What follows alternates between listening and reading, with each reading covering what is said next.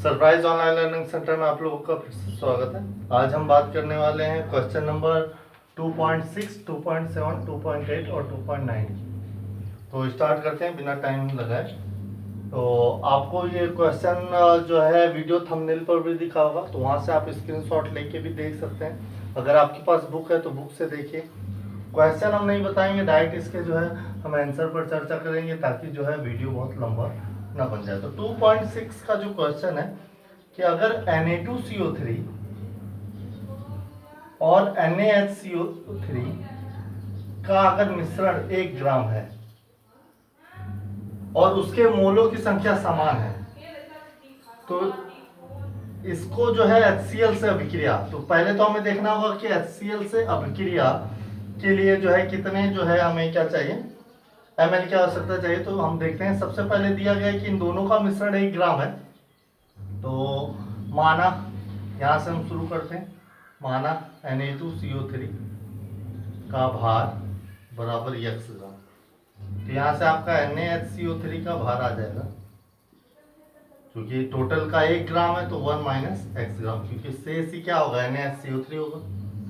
अगर Na2CO3 का भार x ग्राम है तो Na2CO3 के मोलों की संख्या कितनी होगी, मोलों की संख्या भार बटा अणुभार, भार है x, अणुभार होता है इसका 106। इसी प्रकार से अगर NaHCO3 का के मोलों की संख्या निकालें, मोलों की संख्या तो हो जाएगा 1 माइनस x अपान 84, इसका अणुभार आ जाएगा और 84। तो प्रश्न के अकॉर्डिंग पूछ रहा है, प्रश्नानुसार कह रहा है कि Na2CO3 का के मोलों की संख्या किसके बराबर होगी, NaHCO3 के मोलों की संख्या की, NaHCO3 के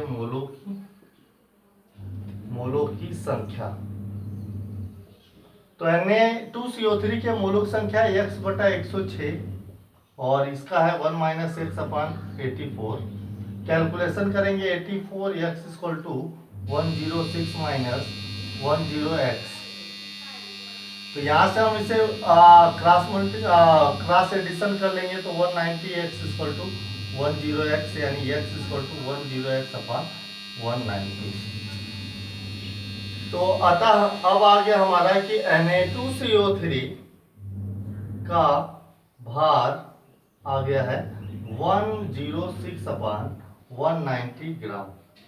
अगर हम इसके तो नंबर 1 पॉइंट की अगर बात कर लें कि Na2CO3 के मोलों की संख्या कितनी होगी, मोलों की संख्या, तो हमें 106 से भाग करना पड़ेगा, और 106 से भाग करेंगे तो ये आ जाएगा 190, क्योंकि 106 कट जाएगा तो 190 मोल। ये आपका समीकरण 1 बनेगा।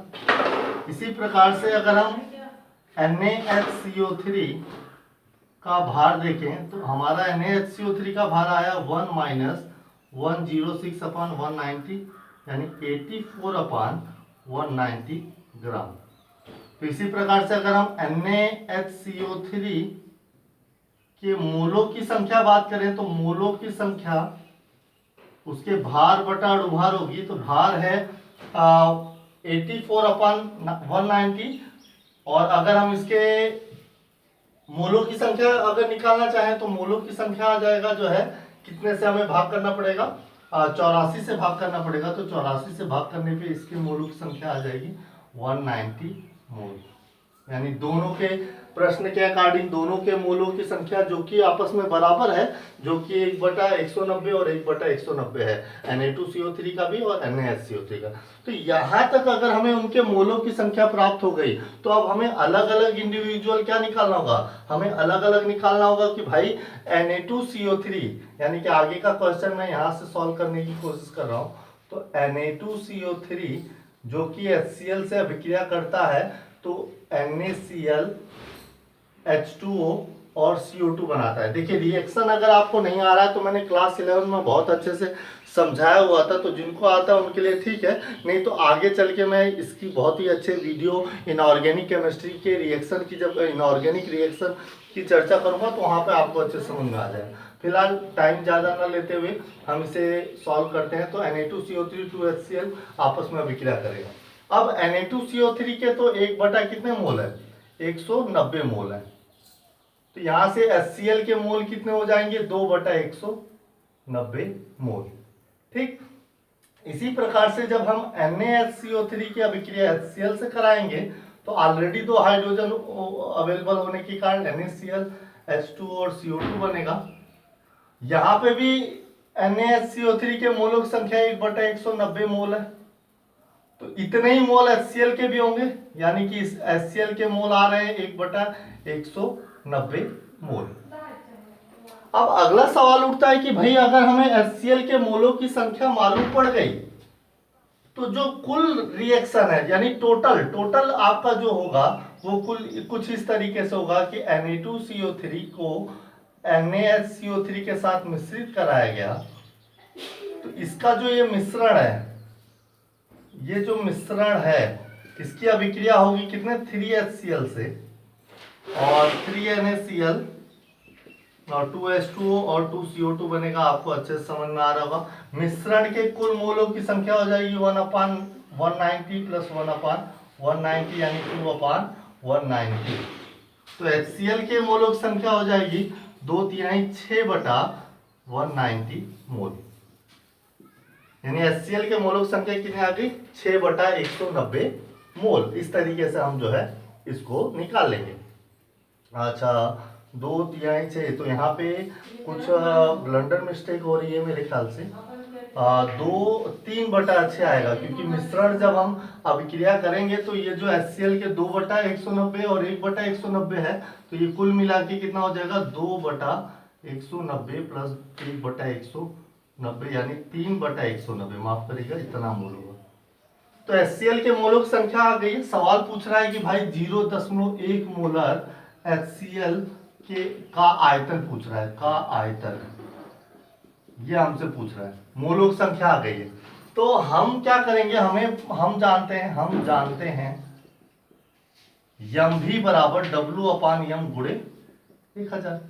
तो यम हमारा दिया है 0.1, भी ज्ञात करना है। W है, W/M को ही हम क्या कहते हैं, मोलों की संख्या को ही W/M कहते हैं, यानी n, तो वो कितना है 3/190 है गुणे 1000, यानी यहाँ से हम जो है 1 0 काट सकते हैं और v इक्वल टू आ जाएगा 300/19 गुणे 0.1 यानी 3000/19। इसका हम भाग करेंगे तो 19 एकम 19 आएगा, और 3000 से मैं कैलकुलेटर की सहायता से इजी स्टेप में कर लेता हूँ। हालांकि आप लोग यहाँ पे पॉज करके यूज कर लीजिएगा। तो डिवाइड करते हैं 90 से, तो 157.89 ml इसका आंसर होगा। ये तो था आपके पहले क्वेश्चन का आंसर। चलिए ज़्यादा टाइम न लगाते हुए अगले क्वेश्चन पे पढ़ते हैं। तो 2.7 की अब हम बात कर लेते हैं, क्वेश्चन नंबर 2.7। और अब हम क्वेश्चन नंबर 2.7 की चर्चा करेंगे। क्वेश्चन नंबर 2.7 क्या है कि द्रव्यमान की दृष्टि से 25% विलयन के 300 ग्राम और 40% के 400 ग्राम को आपस में मिलाना है। तो 25% अर्थात 100 ग्राम विलयन, मैंने ये सब बता के रखा हुआ है न्यूमेरिकल टिप्स में पार्ट 3 में। 100 ग्राम विलयन अगर नहीं जानते हैं तो वहां देख लीजिए। 100 ग्राम विलयन में विलेय का भार बराबर 25 ग्राम, कितना 25 ग्राम। तो कह रहा है कि 100 ग्राम नहीं, तो जो 25% है वो एक्चुअली में कितना है 300 ग्राम के लिए कितना हो जाएगा। तो 100 ग्राम विलयन को अगर हम 300 ग्राम में कन्वर्ट करें तो विलेय का भार आ जाएगा कितना 25 ग्राम। यह आप अच्छे से समझ लो कि भाई 25% का मतलब 100 ग्राम में 25 ग्राम, तो 300 ग्राम में कितना हो जाएगा 75 ग्राम। चलिए नंबर ये कॉन्सेप्ट है। नंबर 2 की बात अगर कर लें तो वो 40% की बात कर रहा है। तो 40% अर्थात 100 ग्राम विलयन में विलेय का भार जो है वो कितना है 40 ग्राम। तो 40, तो इसका जो ये दे रहा है ये हमें कह रहा है कि 400 ग्राम में बताइए। तो हम कहेंगे या अगर हम इसमें 400 ग्राम कर दें, 100 ग्राम को 400 ग्राम करने के लिए 4 से गुणा करना पड़ेगा, तो विलेय में भी 400 का गुणा हो जाएगा, तो आप जान रहे हैं कि विलेय का भार कितना आ जाएगा, 160 ग्राम। अब सवाल कह रहा है कि अगर इनको आपस में जो ऐड कर दिया जाए तो हमें क्या ज्ञात करना है कि मिश्रण का द्रव्यमान प्रतिशतता ज्ञात करनी है। तो अतः नया विलयन, अतः विलेय के मिश्रण से तैयार विलयन का भार, तो विलयन का भार हो जाएगा, एक तो हमें समीकरण 1 और समीकरण 2 को ऐड कर देना है, यानी 75 प्लस 160, यानी 75 प्लस 160 आ जाएगा 235 ग्राम। 235 ग्राम इसका कुल जो है विलेय भार आ गया। तो नंबर 1 की प्रतिशतता कैसे निकलेगी, तो इसे हम लिख सकते हैं नंबर 1 की प्रतिशतता बराबर 75 बटा 235 गुणे 100। अब यहाँ से हम भाग कर सकते हैं, 25 2 5 चौक 20 5 सत्ते 35, तो 2500 बटा 47 हमें करना पड़ेगा। यहाँ पे हम 2500 भागे 47 करेंगे,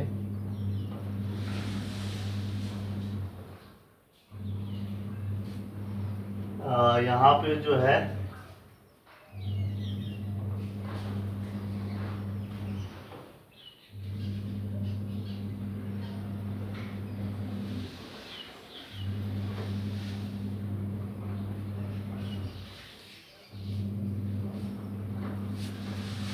हाँ 2500 बटा 47 के अंदर जो भी परसेंटेज आ जाएगा ये इसको निकाल लीजिएगा। नंबर 2 की प्रतिशतता अगर हम बात करें तो वो होगा करीब जो है 160 बटे 235 गुणे 100, और इसको भी कैलकुलेट कर लीजिएगा। जो भी आंसर आएगा आप हमें कमेंट बॉक्स में इसका आंसर दें। चलिए अगले क्वेश्चन की तरफ हम बढ़ लेते हैं। तो नंबर 3 क्वेश्चन है, बहुत ज़्यादा कैलकुलेशन में इतना बड़ा टाइम नहीं लगाना, आप लोग खुद भी कैलकुलेट कर लीजिएगा।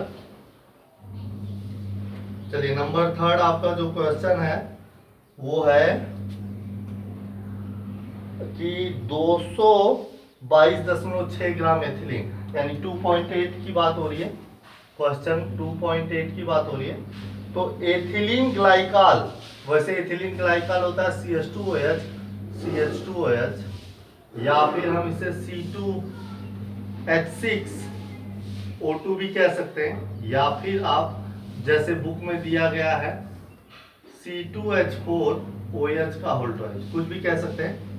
और इसका जब हम अणुभार निकालेंगे तो हमें अणुभार की देखिए कहीं ना कहीं आवश्यकता होगी। अणुभार हो जाएगा 12 दूनी 24 6 और 16 दूनी 32, यानी 24 6 30 30 और 32 62। तो अणुभार इसका 62 आने वाला और हो सकता है 62 की आवश्यकता पड़े हमें कहीं। तो कह रहा है कि 222.6 ग्राम एथिलीन ग्लाइकॉल को 200 ग्राम जल में मिश्रित किया गया। तो यहाँ से हम हल करेंगे इसका। तो जो नया विलयन का भार है, जो नए विलयन का भार है वो हो जाएगा हमारा विलेय का भार, यानी 222.6 और 200 ग्राम जल, यानी कि टोटल हो जाएगा 422.6 ग्राम। यहाँ पे याद रहे ये एथिलीन ग्लाइकॉल विलेय है और 200 ग्राम जल जो है विलायक। मैंने हमेशा कहा हुआ है कि चाहे ज्यादा हो चाहे कम, चाहे पूरे बोरी भर में 1 लोटा पानी मिलाया जाए, बोरी भर अगर चीनी है तो उसमें 1 लोटा पानी भले ही मिला दे तो भी 1 लोटा पानी विलायक का ही कार्य करता है, क्योंकि घोलने का कौन कार्य करेगा, विलायक जल ही करेगा। तो जो 200 ग्राम है यही विलायक होगा हमारा। चूंकि पूछता है हमसे कि मोललता के संदर्भ में, तो मोललता के संदर्भ में आप जानते हैं, क्या जानते हैं फॉर्मूला कौन कौन सा, यम डैश W बराबर W/M गुणे 1000। न्यूमेरिकल टिप्स में मैंने इसे बता के रखा हुआ है, यम डैश W। तो यम डैश हमें याद करना है, कैपिटल W हमारा 200 ग्राम विलायक है ही। विलायक का भार होता है W, विलयन का भार नहीं। तो 422 नहीं रखेंगे, 200 ग्राम रखेंगे। तो यहाँ पे हम जैसे ही W रखेंगे तो W है हमारा 222.6 और अणु भार है इसका 62 और गुणे 1000। जैसे ही ये रखेंगे तो 2000 5 से कट जाएगा ये तो एम डैश आ जाएगा 6 बचे 30, हाथ से लगे 3, 5 दूनी 10, 3 13, हाथ से लगे 1, 5 दूनी 10 1 11, हाथ से लगे 5 दूनी 10 1 11 बटा 62। यानी एम डैश जो भी आएगा हमारा मोल प्रति किलोग्राम में आएगा। आपको इसके आंसर जो है कैलकुलेट करिए और इसका आंसर कमेंट बॉक्स में करिए। मैं बहुत ज़्यादा टाइम वेस्ट नहीं करने वाला हूँ। आगे हमसे क्या पूछ रहा है इसी सवाल में? इसी सवाल में आगे कह रहा है कि यदि इसका जो है घनत्व कितना दिया हो, 1.072 ग्राम ml इनवर्स हो, अर्थात तो हमें क्या ज्ञात करना है? इसका जो है मोलरता ज्ञात करना है। तो पहले जान लेते हैं कि मैंने जो न्यूमेरिकल टिप्स में बताया हुआ है कि 1.072 ग्राम मोल इनवर्स को ml इनवर्स को कैसे कहेंगे। तो 1 ml बिलियन का भार ये प्रदर्शित करता है, 1 ml बिलियन का भार बराबर 1.072 ग्राम। अगर हम इसे ये लिखें कि 1.072 ग्राम बिलियन का आयतन बराबर 1 ml, तो कोई भी गलत नहीं होगा। यहाँ से अगर 1 ग्राम बिलियन का आयतन पूछा जाए तो 1/1.072 ml हो जाएगा।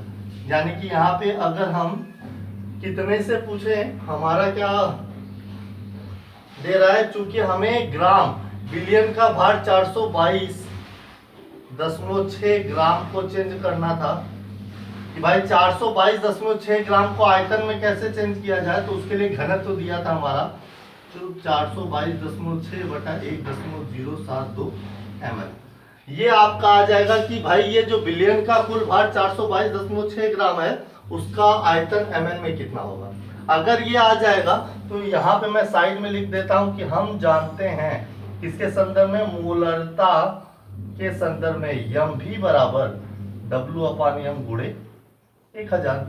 तो यहाँ से हमारा जो यम आ जाए, यम ज्ञात करना है, भी आ गया है 422.6 बटा 1.072 और W है हमारा कितना, 222.6 बटा अणुभार है 62 गुणे, अणुभार है हमारा जो है 62 गुणे 1000। यानी यम आ जाएगा हमारा 222.6 गुणे 1000 गुणे 1.072 बटे 422.6 गुणे 62 और कैलकुलेट करके बताना है कि इसकी मोलरता कितनी मोल प्रति लीटर आई है। ये आंसर आपको कमेंट करके हमें बताना है। मैं बहुत ज़्यादा कैलकुलेशन पे टाइम वेस्ट नहीं करूंगा, आप लोग फटाफट कैलकुलेट कर लें पॉज करके। चलिए लास्ट क्वेश्चन इस वीडियो का हम देख लेते हैं। 2.9 की अगर हम बात कर लें तो 2.9 बहुत ही अच्छा सवाल है कि एक पेयजल का नमूना जो है क्लोरोफॉर्म दिया है, कैंसर जन्य समझे जाने की सीमा तक बहुत अधिक संदूषित है। इसमें संदूषण की सीमा 15 ppm है। तो यहाँ पे हमें ज्ञात करना है इसमें द्रव्यमान, तो 15 ppm अर्थात तो ppm से मैंने बताया पार्ट्स पर मिलियन, यानी कि 10 लाख में वो हिस्सा। तो अगर मैं कहूं कि 10 लाख भाग बिलियन में विलेय का भाग कितना होगा, भाग भी कह सकते हैं या भार भी कह सकते हैं, 15 हिस्सा। तो हमें क्या ज्ञात करना है, इसका जो है क्या ज्ञात करना है, द्रव्यमान प्रतिशतता। अगर मैं भाग को भार ही लिख दूं कि मैंने बता के रखा हूं पीपीएम में सांद्रता जो है भार भी प्रदर्शित करता है, आयतन भी या फिर भाग भी या फिर संख्या भी। तो 10⁶ ग्राम बिलियन में विलेय का भार कितना आ गया, 15 ग्राम।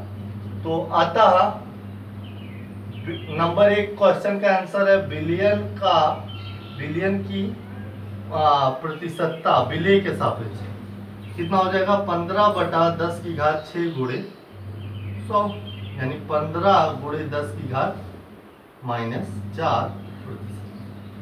चलिए अगला क्वेश्चन हमारा इसी में कह रहा है, जल के नमूने में क्लोरोफॉर्म की मोलरता याद करनी है। तो नंबर 2 15 गुणे 10⁻⁶ प्रतिशतता अर्थात 100 ग्राम बिलियन में विलेय का भार कितना आ जाएगा? 15 गुणे 10 की घात -4 यानी 0.0015 ग्राम। तो विलेय का भार है 0.015 ग्राम और बिलियन का भार है 100 ग्राम। और मोलरता ज्ञात करने के लिए हमें क्या चाहिए? हमें तो चाहिए विलायक का भार। तो यहां से हम निकाल लेते हैं कि विलायक का भार बराबर 100 माइनस 0.0015 यानी 99.9985 ग्राम। तो यहां से हमारा विलायक का भार आ गया। अब निकालेंगे। अतः हम जानते हैं मोलरता के संदर्भ में m डैश W बराबर W अपान m गुणे 1000। m डैश हमें ज्ञात करना है। कैपिटल W 99.9985 है। स्मॉल w अपना 0.0015 है। और अणु भार हमारा किसका है? क्लोरोफॉर्म का। क्लोरोफॉर्म यानी CHCl3। तो CHCl3 में ये आ जाएगा 12 + 1 + 35.5 71 और 35.5 यानी 5.6 106.5 यानी टोटल आ जाएगा हमारा 0.561729 0 और 1 1 और 100। तो आ जाएगा 119.5 गुणे 1000।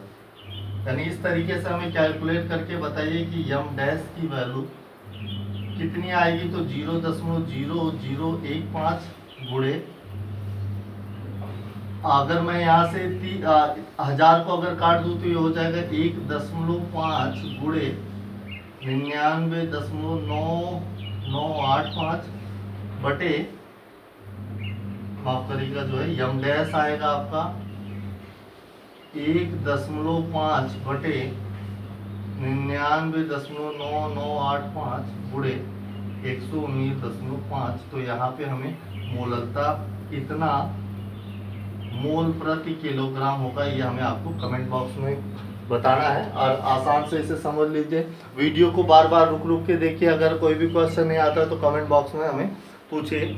आज के लिए बस इतना ही। आगे हम मिलेंगे अगले उन 5 क्वेश्चन के बारे में जो 26, 27, 28, 29 और 30 है। All the best.